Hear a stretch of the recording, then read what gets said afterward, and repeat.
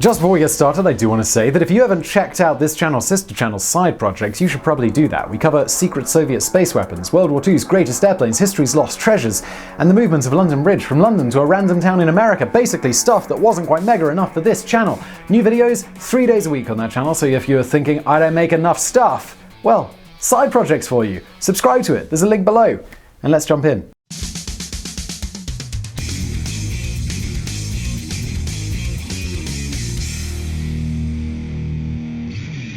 It began at 10:30 p.m. on the 30th of April 1982. Two Vulcan bombers roared into the night sky above the small Atlantic islands of Ascension. Slightly ahead of them were 11 Victor refueling tankers. The aircrafts formed into their designated flight pattern and began heading southwest. What was then the longest bombing raid in history was underway. Operation Black Buck may not be a name familiar to many, but it was an extraordinary military strike carried out by the United Kingdom against Argentine forces who, just under a month before, had invaded the British Falkland Islands. But what stands out about this particular mission, and the 6 subsequent planned missions that mirrored it, is that Ascension and the Falkland Islands are a mammoth 12,200 kilometers, that's 6,600 miles apart. This was a raid that would require a single bomber to be refueled 7 times on the outbound journey, and then once again on the inbound trip. To make matters even more complicated, some of the refueling tankers also needed to be refueled while in the air. It was a dizzyingly complex operation that came with a catalogue of problems along the way. As the planes disappeared into the darkness at the end of April 1982, RAF commanders, and no doubt some members of the British government, held their breath and waited. It would be roughly 16 hours until the last aircraft was scheduled to return.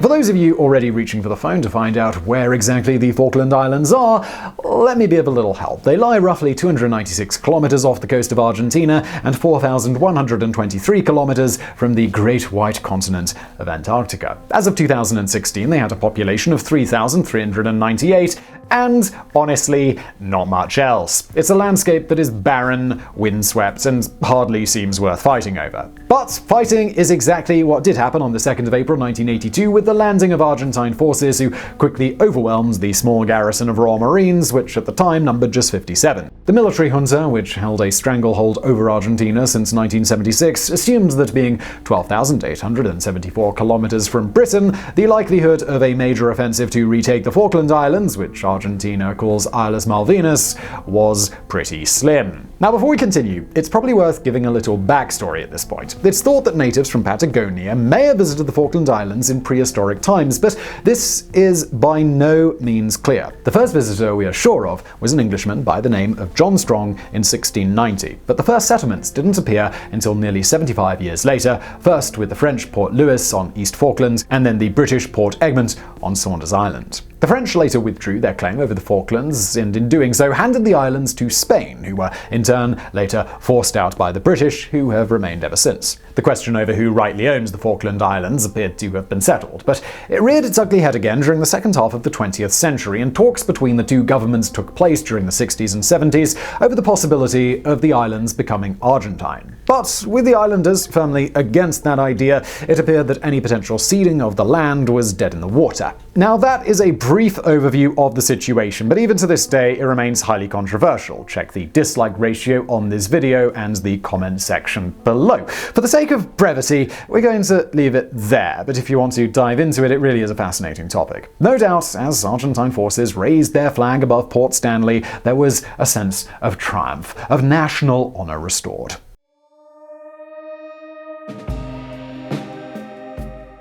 Few around the world expected much of a response from the British government. The islands were, after all, a staggering distance from the British mainland, and it seemed utterly implausible that any kind of invasion forces would sail the full length of the Atlantic Ocean to retake a scrap of land that most in Britain would have a hard time pointing to on a map. However, as it turned out, Argentina had horribly underestimated Britain's resolve, and in particular, the determination of the Iron Lady, British Prime Minister Margaret Thatcher. On the very same day of the invasion, approval was given to begin forming a mighty task force that would soon steam southwest. The collection of ships hastily assembled may have resembled a bit of a ragtag flotilla, but with 123 vessels eventually amassed, 43 Royal Navy vessels, 22 Royal Fleet auxiliary ships, and 62 merchant ships, it was a sizable contingent. By mid-April, the RAF had established an airbase at RAF Ascension, and around the same time, ships began arriving at the islands, where they would make their final rendezvous before heading to the Falkland Islands.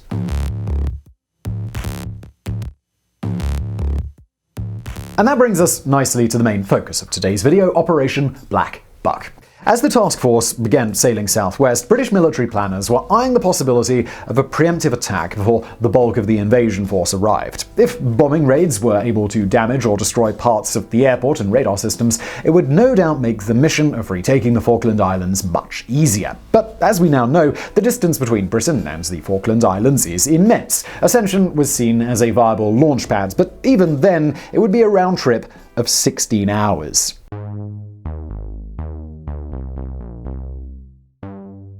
The logistics behind this operation were mind-boggling and extremely costly. Operation Black Buck called for pairs of Vulcan bombers to fly southwest from Ascension to the Falklands over a period of weeks and potentially months. While 7 missions were planned, 2 were cancelled, one at the last minute due to weather conditions and the other 5 hours into the mission because of a refueling problem. While each mission would have 2 Vulcan bombers involved, only one would take part in the attack, with the other held in reserve and would return to Ascension once the first refueling had been completed. The 11 Victors, 9 active and 2 reserves, would act as refueling tankers to accompany the bombers across the ocean. Now, here's where things get a little bit complicated. As I mentioned earlier, the Vulcans would be refueled 7 times on the way to the Falklands and once on the way back, but there would also be 9 Victor-to-Victor refuels, which would enable 2 or 3 Victors to reach close to the Falklands and still be able to make it back to Ascension.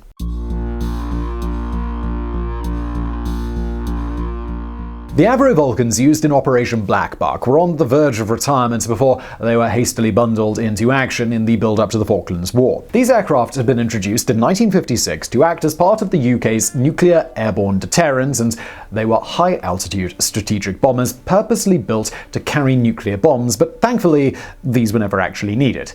You definitely knew that. In fact, quite extraordinarily, the fleet of Avro Vulcans had never even taken part in real combat until the call came in April 1982. But there was a mountain of work to do before these old aircraft would be ready to take part in their mammoth bombing raid. The decommissioning process was so far along that the Vulcans no longer possessed their air-to-air refueling capabilities, with engineers and mechanics working around the clock to install an internal refueling system. Another issue, less major but far from simple, was that the aircraft's bomb bay had been specifically configured to carry nuclear weapons, which had to be quickly refitted to accommodate conventional weapons. Thanks to a whole lot of hard work and no doubt a little traditional British bloody-mindedness, the Vulcans were ready to go as the end of April loomed.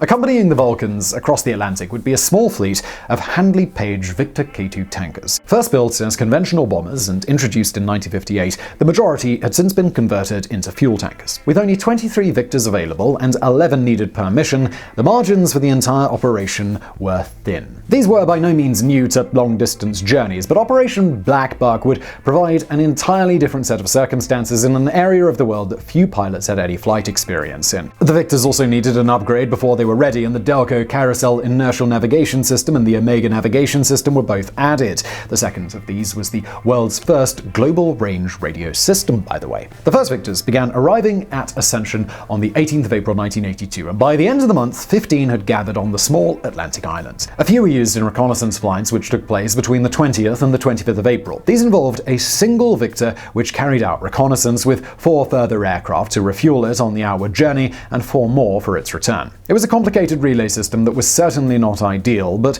their success paved the way for Black Buck 1.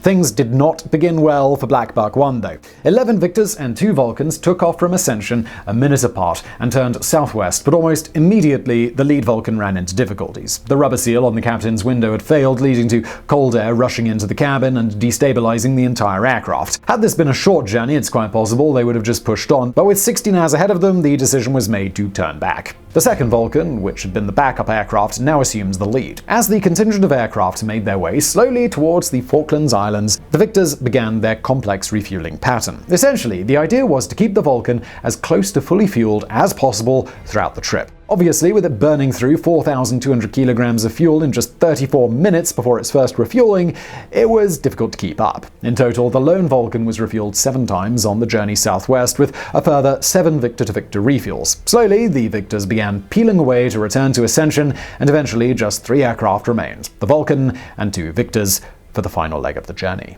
As if things were not difficult enough, the trio flew into a violent thunderstorm, which damaged the refueling probe of one of the Victors. Emerging from the storm, the damaged aircraft turned for home as the final Victor began the final refueling, but even here, things did not go according to plan. As a result of the storm and problems with earlier refuelings, the fuel transfer to the Falcon was around 3,200 kilograms less than had been planned for, meaning the margin for the refueling stop on the return trip was now very, very tight. With refueling complete, the final Victor turned for home, leaving the lone Falcon to continue through the night sky. As it approached the Falklands, it dipped down to just 91 meters above sea level to stay under enemy radar before climbing steeply as it neared its target, Port Stanley Airport. 21,000-pound, 453-kilogram bombs rained down from a height of 3,000 meters, with the Falcon banking sharply the moment the last bomb dropped. Sea Harriers based on HMS Invincible, which was heading southwest, readied themselves to assist the Falcon if enemy fighters attempted to intercept it, but nothing happened. The Falcon roared away from the Falkland Islands and was refueled by a returning Victor before continuing and landing back at Ascension at 14:52, 16 hours and 22 minutes after it had left. While the mission was a success in that no aircraft had been lost and bombs had indeed been dropped on Port Stanley Airport, it's difficult to argue that it caused damage worthy of the Herculean effort of those involved. One bomb created a large crater on the runway, which was later botched on repair, providing a minor headache for the Argentine forces, but it was hardly significant damage.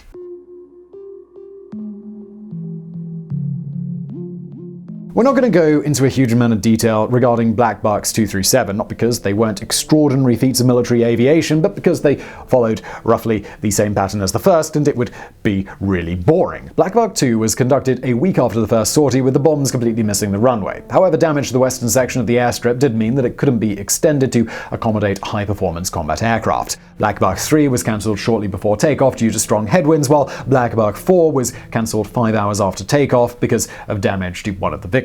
This was set to be the first mission to carry the American Shrike anti-radar missiles, and as you can probably guess, the target was the island's radar station. Black Buck 5 also targeted the island's radar defenses, but for this mission, a decoy was needed. The Shrike missiles being used would latch on to the radar's transmission, and in theory, as long as the radar continued transmitting throughout the attack, the missile could home in on it. With this in mind, a decoy Sea Harrier was sent out to buzz noisily around the island. One Shrike missile landed a short distance from the radar, causing only minor damage, while the other missed by a considerable margin. Black Buck 6 began on June the 3rd and failed to make any meaningful impact against the radar stations once again. In fact, all the drama occurred on the way home. Damage to the Falcon's refueling pod meant that it couldn't take on any fuel on the return trip home, so diverted to Brazil, where a Mayday signal was sent. Brazilian fighter jets intercepted the bomber and escorted it to Rio de Janeiro, where it landed with just 910 kilograms of fuel left.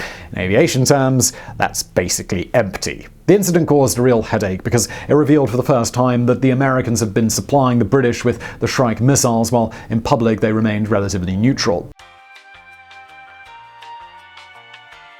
This was conveniently hushed up at the time with the help of the Americans and only fully came to light after the conflict had ended. Black Buck 7 occurred on June the 12th, with the focus switching back to the airport, though this time it was aircraft, ammunition stores and infantry facilities that were the targets. The plan had been to fuse the bomb so that they would airburst, explode before hitting the ground to destroy buildings, but not the runway. But a human error meant that the exact opposite had been done. In the end, it didn't really matter, though almost all of the bombs missed their targets, and as you would have it anyway, Argentine forces surrendered 2 days later.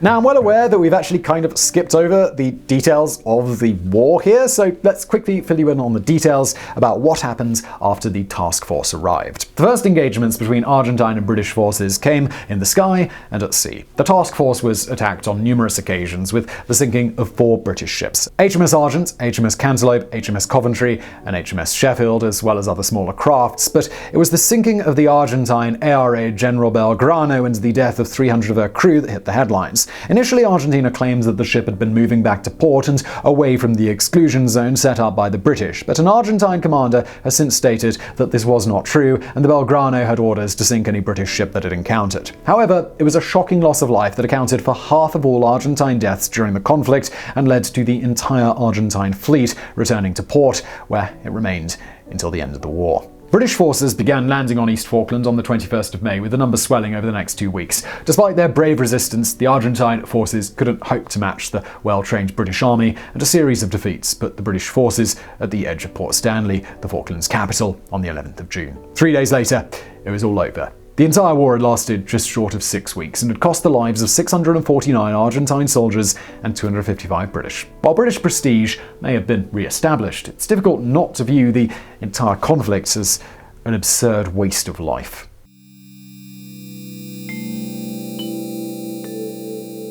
The impact that Operation Black Buck had on the Falklands War has long been debated.